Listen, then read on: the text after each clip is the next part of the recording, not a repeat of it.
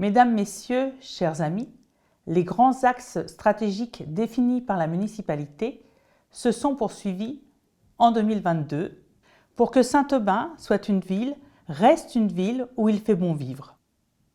Service à la population, actions soutenues en faveur de l'éducation et des loisirs, des aînés, des familles, animation et amélioration du cadre de vie, information renforcée sur la vie au quotidien de notre cité, le tout en gardant au cœur de nos préoccupations l'environnement et le développement durable.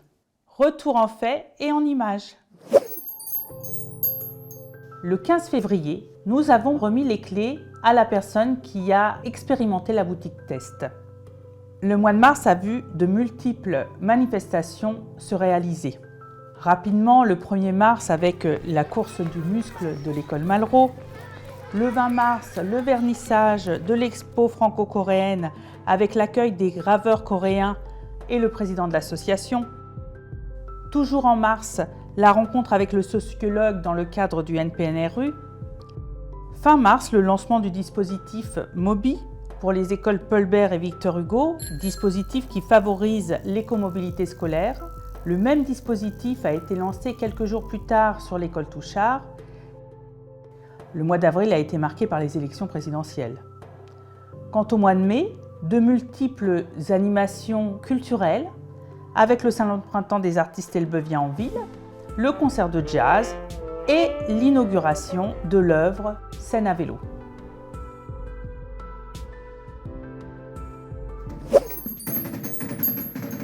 Le mois de juin nous a permis de renouer avec les festivités de la Pentecôte et la cavalcade en présence d'une délégation de la ville de Pattensen, nos amis allemands. Le 12 juin, c'est une délégation française qui s'est rendue à Pattensen pour la fête des tireurs.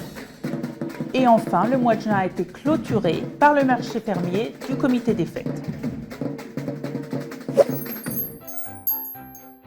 Plusieurs événements sur le mois de juillet. Le 45e anniversaire du jumelage, la distribution des dictionnaires dans les écoles, le concert mémoriel à l'hippodrome des Brelins en présence de Black M et Médine, et enfin notre cérémonie du 14 juillet avec le bal où vous avez été nombreux à passer un moment très agréable. Le mois d'août, beaucoup plus calme, a néanmoins vu se réaliser la cérémonie de la libération de Saint-Aubin. En septembre, avec la rentrée scolaire, nous avons organisé pour la deuxième fois la Saint-Aubinoise qui s'est tenue sur le complexe sportif La Doumègue. Cette nouvelle édition a permis à chacun de venir à la rencontre des 18 associations présentes dans le village associatif. Fin septembre, nous avons renouvelé, comme depuis de nombreuses années, notre opération avec les élèves de 6e, opération Mon collège, ma commune. Le mois d'octobre a débuté par la Semaine bleue, puis le vernissage de la peinture de Jean-Pierre Vanneau, qui nous a fait un immense plaisir en nous exposant ses œuvres au sein de la mairie. Dans la semaine du 17 au 21 octobre, l'élection du conseil municipal des jeunes, projet important pour la municipalité. Se sont enchaînés à la fois la réception des balcons et des maisons fleuries, la réception de l'honneur des sportifs, la cérémonie des bacheliers, puis, fin octobre, le départ d'un projet humanitaire organisé par le Point Virgule. Sur le quartier des Fleurs-Feugret, nous avons eu la visite de la directrice générale de l'ANRU, Madame Anne-Claire Mialot, qui nous a fait l'honneur le 25 octobre de sa venue sur la commune. Novembre a commencé par la réception des nouveaux arrivants. Très vite, nous avons organisé une conférence de presse dans le cadre du label Climat Air Énergie pour la présentation des vélos et trottinettes électriques acquis par le CCAS pour les auxiliaires de vie. Décembre n'a pas été en reste quant aux manifestations. Le marché de Noël organisé par le comité des fêtes, la distribution des colis de Noël, la remise des livres dans les écoles et enfin, le 20 décembre, le ciné-concert Charlot Soldat de l'Orchestre de Normandie.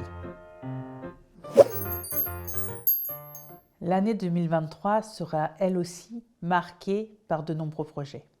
Sans vous en faire une liste exhaustive, je souhaite néanmoins vous en présenter quelques-uns. La reconversion de la Friche G1. Située derrière l'hôtel de ville, le pôle de vie où sont d'ores et déjà installées l'école de musique et de danse de l'agglomération elbevienne, ainsi qu'une résidence senior, accueillera prochainement 2 collectifs réalisés par l'OGEO. L'opération de renouvellement urbain du quartier des Arts Fleurs-Feugrets se poursuit, bien évidemment. Par ailleurs, 3 projets d'aménagement vont voir le jour prochainement. Les bâtiments du service technique municipal, la rénovation thermique de l'hôtel de ville et enfin la cantine Touchard. Le premier trimestre 2023 verra la mise en place du Conseil des sages. Et bien entendu, durant toute l'année, se poursuivra la mise en œuvre du plan d'action Citergie, aujourd'hui territoire engagé pour la transition écologique. Il me reste aujourd'hui à vous souhaiter de bonnes fêtes de fin d'année et une excellente année 2023. À bientôt!